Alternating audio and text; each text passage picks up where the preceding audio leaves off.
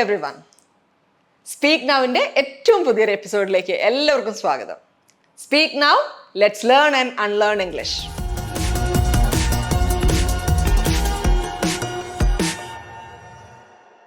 അങ്ങനെ പെരുന്നാളിൻ്റെ നീണ്ട അവധിയൊക്കെ കഴിഞ്ഞ് നാളെ ഓഫീസിൽ പോകാനുള്ള തയ്യാറെടുപ്പിലായിരിക്കും അല്ലേ എല്ലാവരും? ഓഫീസിലേക്ക് പോകാൻ മടിയിട്ടോ? ഒരാഴ്ച ലീവ് കഴിഞ്ഞിട്ട് ഓഫീസിലൊക്കെ പോകാമെന്ന് പറഞ്ഞു കഴിഞ്ഞാൽ കുറച്ച് ബുദ്ധിമുട്ടാണ് അല്ലേ? അതുകൊണ്ട് തന്നെ ഇന്നത്തെ ഷോപ്പിങ്ങും ഇന്നത്തെ പരിപാടികളൊക്കെ നേരത്തെ വൈൻഡപ്പ് ചെയ്ത് വേഗം വീട്ടിലെത്തി വേഗം കിടന്നുറങ്ങണം. രാവിലെ നേരത്തെ എണീറ്റ് പോകേണ്ടതല്ലേ അല്ലേ? അപ്പം സാരമില്ലെന്നേ, അടുത്തൊരു വെക്കേഷൻ വീണ്ടും വരുമല്ലോ.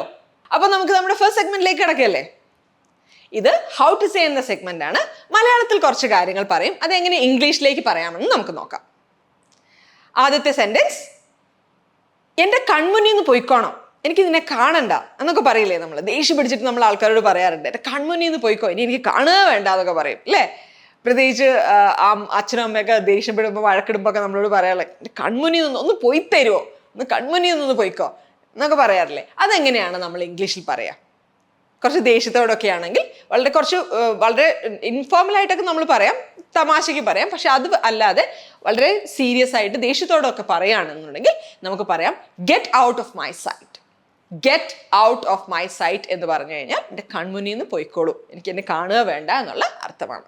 അടുത്ത സെന്റൻസ് ആണ്, ബുദ്ധിമുട്ടിച്ചതിൽ ക്ഷമിക്കണം. നമ്മളത് പലപ്പോഴും ആൾക്കാരോട് പറയാറുള്ള ഒരു കാര്യമാണ്.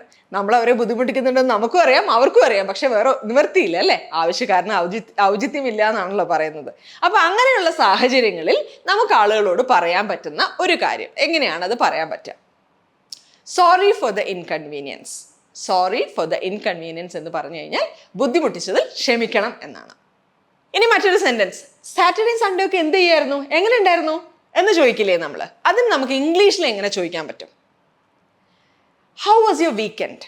ഹൗ വാസ് യുവർ വീക്കെൻഡ് അല്ലേ? നമ്മൾ സാറ്റർഡേയും സൺഡേയും ഒക്കെ കാണാത്ത ഒരാളെ നമ്മൾ മൺഡേ കാണുമ്പോൾ, എസ്പെഷ്യലി നമ്മളുടെ കൂടെ ജോലി ചെയ്യുന്ന ആൾക്കാരെയൊക്കെ നമ്മൾ ചോദിക്കുന്ന ഒരു ചോദ്യമാണ്. മൺഡേ കാണുമ്പോൾ ചോദിക്കുന്ന ഒരു ചോദ്യമാണ്, അല്ലെങ്കിൽ ട്യൂസ്ഡേ വെനസ്ഡേ ഒക്കെ കാണുമ്പോൾ നമ്മൾ ചോദിക്കുന്ന ഒരു ചോദ്യമുണ്ട്, എങ്ങനെയായിരുന്നു കഴിഞ്ഞ വീക്കെൻഡ് അല്ലേ? ഹൗ വാസ് യുവർ വീക്കെൻഡ് എന്ന് ചോദിക്കാം നമുക്ക്. ഇനി മറ്റൊന്ന്, പോകാൻ സമയമായോ എന്ന് ചോദിക്കാറില്ലേ? പോകാൻ സമയമായോ? എന്തെങ്കിലും ഒരു സിറ്റുവേഷനിലാണെങ്കിൽ നമ്മൾ ചോദിക്കാറുണ്ട് പോകാൻ സമയമായോ എന്ന് ചോദിക്കും. അതെങ്ങനെ ഇംഗ്ലീഷിൽ ചോദിക്കാം? Is it time to go? Is it time to go എന്ന് ചോദിച്ചു കഴിഞ്ഞാൽ പോകാൻ സമയമായോ എന്നാണ്. ഇനി മറ്റൊന്ന്, പോകാൻ സമയമായോ എന്ന് ചോദിച്ച പോലെ തന്നെ വരാൻ സമയമായോ എന്ന് എങ്ങനെ ചോദിക്കാം നമുക്ക്? Is the time right or appropriate, suitable for us to come എന്നൊക്കെ ചോദിക്കാം. Is the time right to come എന്ന് ചോദിക്കാം അല്ലേ? Is the time appropriate to come എന്ന് ചോദിക്കാം. അപ്പം നമുക്ക് വരാൻ സമയമായോ പോകാൻ സമയമായോ എന്നൊക്കെ ചോദിക്കണമെങ്കിൽ ഇങ്ങനെ ഉപയോഗിച്ചാൽ മതി.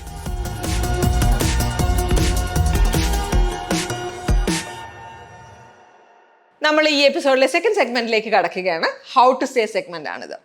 അതായത് വെരി യൂസ് ചെയ്യുന്നതിന് പകരമായിട്ട് നമുക്ക് ഉപയോഗിക്കാൻ പറ്റുന്ന ഒറ്റ വാക്ക് അല്ലേ? നമ്മൾ പല കാര്യങ്ങളും വെരി യൂസ് ചെയ്തിട്ടാണ് നമ്മൾ സംസാരിക്കുന്നത്. നമുക്കറിയാം, നേരത്തെ നമ്മൾ ഡിസ്കസ് ചെയ്തിരുന്ന കാര്യമാണ്. നമുക്ക് അത്ര ഉറപ്പില്ലാത്ത ചില കാര്യങ്ങൾ, അല്ലെങ്കിൽ ഒരു വൺ വേർഡ് അറിയില്ല എന്നുണ്ടെങ്കിൽ നമ്മൾ വെരി ആംഗ്രി, വെരി ടയേർഡ് എന്ന് ചേർത്തിട്ട് നമ്മൾ പറയാറുണ്ട്, വെരി ബ്യൂട്ടിഫുൾ എന്നൊക്കെ പറയാറുണ്ട് അല്ലേ? അപ്പോൾ ആ വെരി ആംഗ്രി, അങ്ങനെ വെരി യൂസ് ചെയ്യാതെ ഉപയോഗിക്കാൻ പറ്റുന്ന കുറച്ച് വാക്കുകളാണ് നമ്മളിവിടെ നോക്കാൻ പോകുന്നത്. അപ്പോൾ നമ്മുടെ ഫസ്റ്റ് സെന്റൻസ് വെരി ആംഗ്രി എന്നുള്ളതാണ്. വെരി ആംഗ്രി എന്ന് പറഞ്ഞാൽ ഭയങ്കര ദേഷ്യത്തിലിങ്ങനെ ഇരിക്കുന്നത്. അതിന് ഉപയോഗിക്കാൻ പറ്റുന്ന ഒരു ഇംഗ്ലീഷ് വാക്കാണ് എൻറേജ്ഡ് എന്ന് പറയുന്നത്. അപ്പോൾ ഇതെങ്ങനെയാണ് ഒരു സെന്റൻസിൽ ഉപയോഗിക്കാൻ പറ്റുക? The trainer backed away from the enraged tiger. ഇങ്ങനെ കട്ട കലിപ്പിൽ നിൽക്കുന്ന ഒരു ടൈഗറിൻ്റെ അടുത്ത് നിന്ന്, അല്ലെങ്കിൽ ഫിറോഷ്യസ് ആയിട്ട് നിൽക്കുന്ന ഒരു ടൈഗറിൻ്റെ അടുത്ത് നിന്ന് ട്രെയിനർ ബാക്ക് അവേ ചെയ്തു, അല്ലെങ്കിൽ പിന്നോട്ട് വലിഞ്ഞു എന്നല്ലേ? ട്രെയിൻ ചെയ്തുകൊണ്ടിരിക്കുകയായിരിക്കും, പിന്നോട്ട് വലിഞ്ഞു എന്നാണ് എൻ്റെ അർത്ഥം. മറ്റൊന്ന് വെരി ബാഡ്. നമ്മളെപ്പോഴും പറയാറുള്ളൊരു കാര്യമാണ് അല്ലേ? വെരി ബാഡ് എന്തെങ്കിലും പറയുമ്പോൾ അയ്യോ വെരി ബാഡ്, ആ ഒരു സിറ്റുവേഷനിൽ നമ്മൾ ഉപയോഗിക്കാൻ പറ്റുന്ന ഒരു വാക്കാണ് terrible. Terrible. I was sick all night and felt terrible for 2 days. I was sick all night and felt terrible for 2 days. കഴിഞ്ഞ രാത്രി എനിക്ക് തീരെ സുഖമില്ലായിരുന്നു, അതുകൊണ്ട് തന്നെ I felt terrible for 2 days. കഴിഞ്ഞ 2-3 ദിവസങ്ങളായിട്ട് ഞാൻ ഐ വാസ് ഫീലിംഗ് ടെറിബിൾ എന്നാണ് അതിൻ്റെ അർത്ഥം. മറ്റൊന്ന് വെരി ബ്യൂട്ടിഫുൾ അല്ലേ? നമ്മൾ എപ്പോഴും ആൾക്കാരോട് ഉപയോഗിക്കുന്നതാണ് ബ്യൂട്ടിഫുൾ എന്ന് പറയുമ്പോൾ, അല്ലെങ്കിൽ വെരി ബ്യൂട്ടിഫുൾ. അതിൻ്റെ അപ്പുറത്തേക്കുള്ള വാക്കുകളൊന്നും നമുക്ക് പലപ്പോഴും കിട്ടാറില്ല. അതിന് നമുക്ക് ഉപയോഗിക്കാൻ പറ്റുന്ന ഒരു വേർഡാണ് എക്സ്ക്വിസിറ്റ്.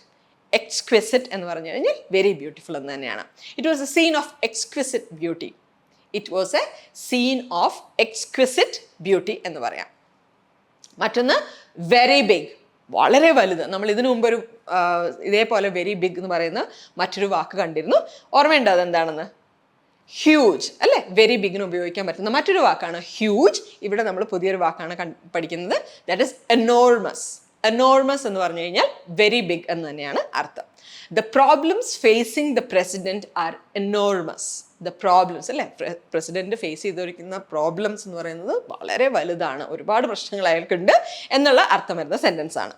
മറ്റൊന്ന് വെരി ബോറിങ്. നേരത്തെ നമ്മൾ കഴിഞ്ഞൊരു എപ്പിസോഡിൽ പറഞ്ഞിട്ടുണ്ടായിരുന്നു, ബോറിംഗ് എന്ന് പറഞ്ഞ വാക്ക് നമ്മൾ ഉപയോഗിച്ചിട്ടുണ്ടായിരുന്നു. വെരി ബോറിംഗ് ആണ്, അയ്യോ സിനിമ ഭയങ്കര ബോറിംഗ് ആയിരുന്നു എന്നൊക്കെ പറയാറില്ലേ, അല്ലെങ്കിൽ യാത്ര ഭയങ്കര ബോറിംഗ് ആയിരുന്നു എന്നൊക്കെ നമ്മൾ പറയാൻ വേണ്ടിയിട്ട് ഉപയോഗിക്കുന്ന ഒരു വേർഡാണ്. മൈൻഡ് നമ്മിങ് എന്ന് പറഞ്ഞു കഴിഞ്ഞാൽ വെരി ബോറിംഗ് എന്നതിനാണ് അതിൻ്റെ അർത്ഥം.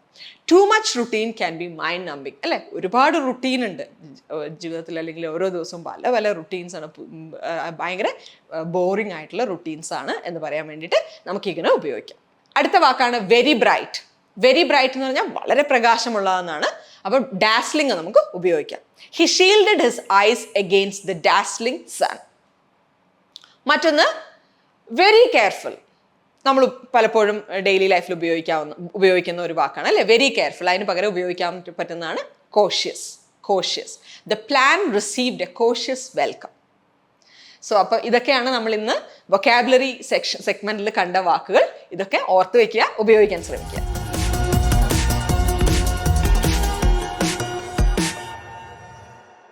ഇനി നമുക്ക് നമ്മുടെ അടുത്ത സെഗ്മെന്റിലേക്ക് കടക്കാം. വേർഡ് ഹണ്ട് ആണ്. ഈ സെഗ്മെന്റിൽ ഒരു സ്ഥലത്തിനെ എങ്ങനെ ഡിസ്ക്രൈബ് ചെയ്യാമെന്നാണ് നമ്മൾ നോക്കാൻ പോകുന്നത്. പലപ്പോഴും സ്ഥലങ്ങളെ ഡിസ്ക്രൈബ് ചെയ്യുമ്പം നല്ലതായിട്ടും അതായത് പോസിറ്റീവായിട്ടും നെഗറ്റീവായിട്ടും നമ്മൾ പറയാറുണ്ട് പല വാക്കുകൾ ഉപയോഗിച്ചിട്ടല്ലേ. നമുക്കറിയാം പോസിറ്റീവായിട്ട് ഉപയോഗിക്കുന്ന കുറച്ച് വാക്കുകളാണ് നമ്മളിവിടെ നോക്കാൻ പോകുന്നത്. അപ്പോൾ ആദ്യത്തെ വാക്ക് അലൈവ് അല്ലെങ്കിൽ ബസ്ലിംഗ് എന്നാണ്. അവിടെ ഫുൾ ഓഫ് എക്സൈറ്റ്മെന്റ് അല്ലെങ്കിൽ ആക്ടിവിറ്റി എന്നൊക്കെയാണ് നമ്മൾ പറയുന്നത്. വളരെ തിരക്ക് പിടിച്ച ഭയങ്കര രസമായ ലൈവ്ലി വളരെ നല്ല വൈബൊക്കെ ഉള്ളതെന്ന് നമ്മൾ പറയില്ലേ, അതുപോലത്തെ ഒരു സ്ഥലം. അങ്ങനെയാണ് നമ്മൾ അലൈവ് എന്ന് പറയുന്നത്, ബസ്ലിംഗ് എന്ന് പറയുന്നത്. ഓക്കെ, ഇനി മറ്റൊന്ന് അതിൻ്റെ ഓപ്പോസിറ്റ്, അല്ലെങ്കിൽ നമുക്ക് ഇത് അങ്ങനെ അല്ല എന്നൊക്കെ പറയാൻ വേണ്ടിയിട്ട് നമ്മൾ ഒരു സ്ഥലത്തെക്കുറിച്ച് അയ്യോ വളരെ ബോറിംഗ് ആയിട്ടുള്ളൊരു സ്ഥലമാണ്, വളരെ ബോറിംഗ് ആണ്, അങ്ങോട്ട് പോയേ വേണ്ട, എനിക്ക് ഇഷ്ടപ്പെട്ടിട്ടേ ഇല്ല എന്ന് നമ്മൾ പറയും നെഗറ്റീവായിട്ട് അല്ലേ. ഇനി മറ്റൊരു വാക്കാണ് കാം. ഒരു സ്ഥലത്തെക്കുറിച്ച് നമ്മൾ പറയുമ്പോൾ വളരെ കാമായിരുന്നു അല്ലേ. ചില സ്ഥലങ്ങൾ വളരെ കാമാണ്, നമ്മൾ ഭയങ്കരമായിട്ട് റിലാക്സ് ചെയ്തു, എൻജോയ് ചെയ്തു എന്നൊക്കെ നമ്മൾ പറയാറുണ്ട് അല്ലേ. ചില ആളുകൾക്ക് ഭയങ്കര ക്രൗഡഡ് ആയിട്ടുള്ള സ്ഥലങ്ങളൊക്കെ ആയിരിക്കും ഇഷ്ടപ്പെടുക, ചില ആളുകൾക്ക് വളരെ കാം ആയിട്ടുള്ള സ്ഥലങ്ങളായിരിക്കും ഇഷ്ടപ്പെടുക. അപ്പം കാം, ഫ്രീ ഫ്രം സ്ട്രെസ് എന്നൊക്കെ പറയാം നമുക്ക് അല്ലേ. അതുപോലത്തെ ഒരു സ്ഥലം. അപ്പം ആ ഒരു സ്ഥലത്തെക്കുറിച്ച് ചോദിക്കുകയാണെങ്കിൽ വളരെ കാം ആൻഡ് പീസ്ഫുൾ ആയിട്ടുള്ള ഒരു സ്ഥലമാണ്. അതിന് ഓപ്പോസിറ്റ് ആയിട്ട് നമുക്ക് പറയാൻ പറ്റുന്നത് നമുക്ക് ക്രൗഡഡ് ആണ്, വളരെ ബിസി ആയിട്ടുള്ള ഒരു പ്ലേസ് എന്ന് പറയാം നമുക്ക്. മറ്റൊരു വാക്കാണ് എക്സ്പെൻസീവ് അല്ലേ. യാത്ര ചെയ്യുമ്പോൾ നമ്മൾ എപ്പോഴും ശ്രദ്ധിക്കുന്ന ഒരു കാര്യമാണ്, വളരെ എക്സ്പെൻസീവ് ആയിട്ടുള്ള സ്ഥലങ്ങൾ ഒഴിവാക്കാറുണ്ട് പലപ്പോഴും നമ്മൾ. ഞാനൊക്കെ അങ്ങനെയാണ് ചെയ്യാറ്, വളരെ എക്സ്പെൻസീവ് ആയിട്ടുള്ള സ്ഥലങ്ങൾ ഒഴിവാക്കാറുണ്ട്. അപ്പോൾ വളരെ എക്സ്പെൻസീവ് ആണോ എന്ന് നമ്മൾ ആദ്യമേ തന്നെ റീസർച്ച് ചെയ്യും, നോക്കിയിട്ടൊക്കെയാണ് നമ്മൾ പോവുക, ഫ്രണ്ട്സിനോടൊക്കെ ചോദിക്കും അല്ലേ. അപ്പം നമ്മൾ എക്സ്പെൻസീവ് ആണോ എന്ന് നോക്കും. അല്ലാന്നുണ്ടെങ്കിൽ നമ്മൾ അതിൻ്റെ ഓപ്പോസിറ്റ് ആയിട്ട് നമുക്ക് പറയാൻ പറ്റുന്ന ഒരു വാക്കാണ് ഇൻഎക്സ്പെൻസീവ്. ചീപ്പാണ്, വളരെ ചീപ്പായിട്ടുള്ള കൺട്രിയാണ് കേട്ടോ. നമുക്ക് അവിടെ പോയി കഴിഞ്ഞ് കഴിഞ്ഞാൽ നമുക്ക് കുറച്ച് കാര്യങ്ങളൊക്കെ ഈസി ആയിട്ട് ചെയ്യാൻ പറ്റും. ഫോർ എക്സാമ്പിൾ ഇപ്പം നമ്മൾ ബാലിയിലൊക്കെ പോകുന്ന ആൾക്കാരാണ് അല്ലേ. ബാലിയിലൊക്കെ പോകുമ്പോൾ നമ്മൾ പറയാറുണ്ട് ഒട്ടും എക്സ്പെൻസീവ് അല്ല, ചീപ്പായിട്ടുള്ളൊരു കൺട്രിയാണ്, നമുക്ക് കുറച്ച് സ്പെൻഡ് ചെയ്യാനൊന്നും ബുദ്ധിമുട്ടുണ്ടാവില്ല എന്ന് പറയാറുണ്ട്.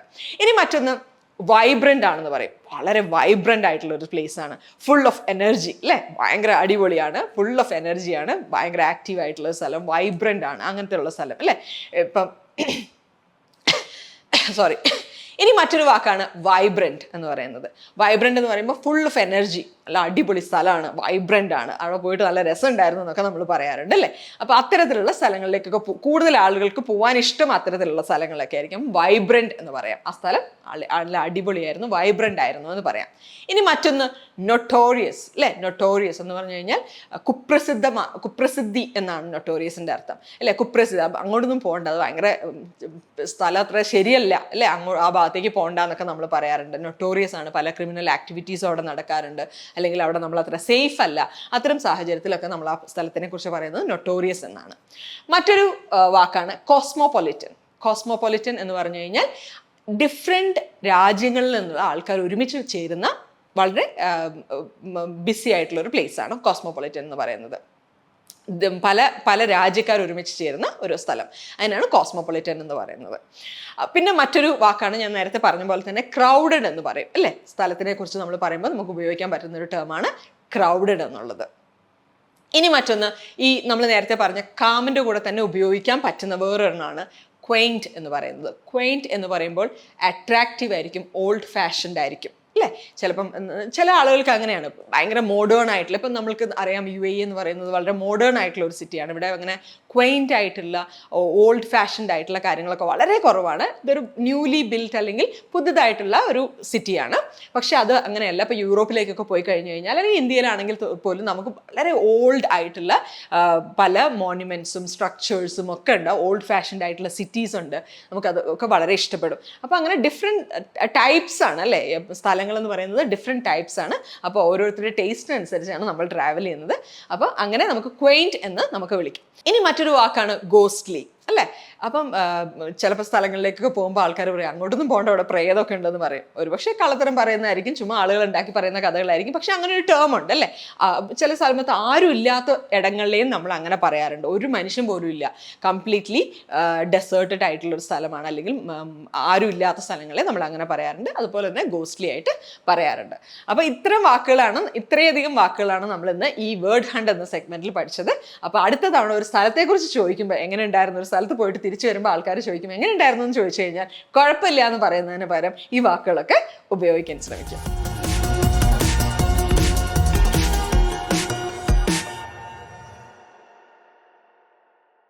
നമ്മൾ ഈ എപ്പിസോഡിലെ ലാസ്റ്റ് സെഗ്മെന്റിലേക്ക് കടക്കുകയാണ്. ഇത് ഇഡിയംസ് ആണ്. ഹൗ ടു സേ എന്ന സെഗ്മെന്റിൽ ഇഡിയംസിനെ കുറിച്ചാണ് നമ്മൾ ഡിസ്കസ് ചെയ്യുന്നത്. ഒരുപക്ഷെ നിങ്ങൾക്ക് ഇൻട്രസ്റ്റിംഗ് ആയിട്ടുള്ള ഒരു സെഗ്മെന്റ് ആയിരിക്കും അല്ലേ. എനിക്ക് ഭയങ്കര ഇൻട്രസ്റ്റിംഗ് ആയിട്ടുള്ള ഒരു സെഗ്മെന്റ് ആണ് ഇഡിയംസ് എന്ന് പറയുന്നത്. മലയാളത്തിലും ഇംഗ്ലീഷിലും വളരെ ഡിഫറെൻ്റ് ആയിട്ടായിരിക്കും ഇഡിയംസ് പറയുന്നത്. അതുകൊണ്ട് വളരെ ഇൻട്രസ്റ്റിംഗ് ആണ്, എനിക്ക് ഭയങ്കര ഇൻട്രസ്റ്റിംഗ് ആണ്. അപ്പോൾ നമ്മൾ കഴിഞ്ഞ സെഗ്മെന്റ്സിലൊക്കെ വളരെ ഇൻട്രസ്റ്റിംഗ് ആയിട്ടുള്ള കുറച്ച് ഇഡിയംസ് കണ്ടിട്ടുണ്ട്. ഈ സെഗ്മെന്റിലും നമ്മൾക്ക് ഒരു കുറച്ച് ഇൻട്രസ്റ്റിംഗ് ആയിട്ടുള്ള ഇഡിയംസ് നോക്കാം. എന്തൊക്കെയാണെന്ന് നോക്കാം. ആദ്യത്തേത് to be in the same boat. To be in the same boat, ഒരേ സാഹചര്യത്തിലൂടെ കടന്നു പോകുന്ന എന്ന് പറയാൻ വേണ്ടിയിട്ടാണ് നമ്മളിത് ഉപയോഗിക്കുന്നത്. അപ്പോൾ നമുക്കിത് എങ്ങനെ ഒരു സെൻറ്റൻസിൽ പറയാമെന്ന് നമുക്ക് നോക്കാം. Don't be mad at me, we are all in the same boat here. Don't be mad at me, we are all in the same boat here.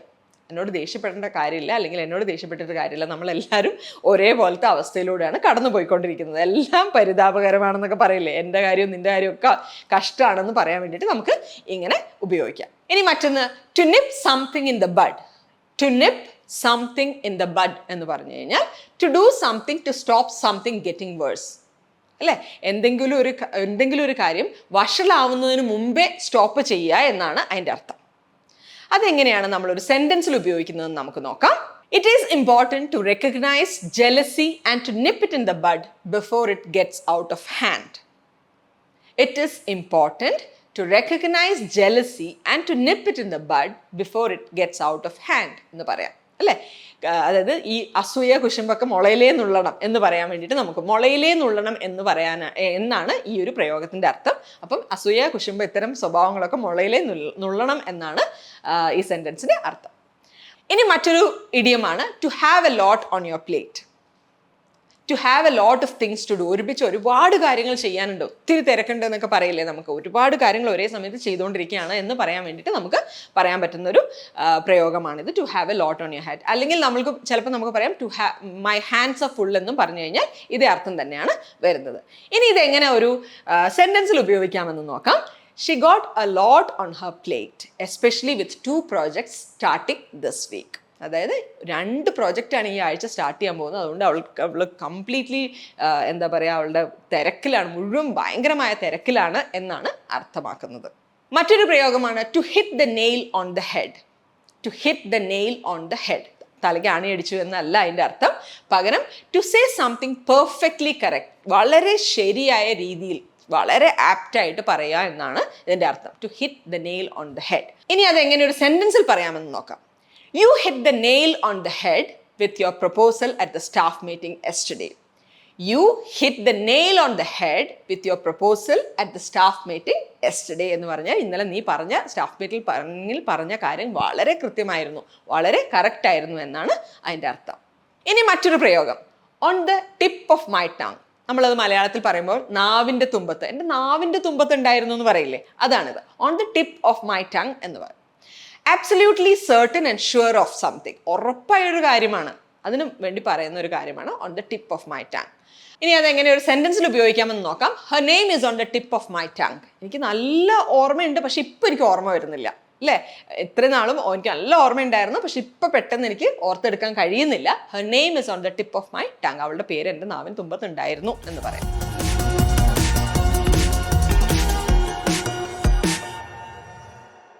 അപ്പോൾ നമുക്ക് ഈ എപ്പിസോഡിൽ ഏറ്റവും ഇൻട്രസ്റ്റിംഗ് ആയിട്ടുള്ള സെഗ്മെന്റിലേക്ക് നമുക്ക് കടക്കാം. Activity segment. എല്ലാവർക്കും ഇൻട്രസ്റ്റിംഗ് ആണെന്ന് വിചാരിക്കുന്നു ഈ സെഗ്മെന്റ്. ഞാൻ കഴിഞ്ഞ ആഴ്ച തന്ന ചോദ്യം എന്തായിരുന്നു എന്ന് ഓർമ്മയുണ്ടോ? സ്വാതന്ത്ര്യ ദിനത്തിൻ്റെ അന്ന് പത്രങ്ങളിൽ വന്ന ഹെഡിങ്സ്, തലക്കെട്ടുകൾ എന്തൊക്കെയായിരുന്നു എന്ന് റിസർച്ച് ചെയ്തോ? ഉത്തരം കിട്ടിയോ എല്ലാവർക്കും?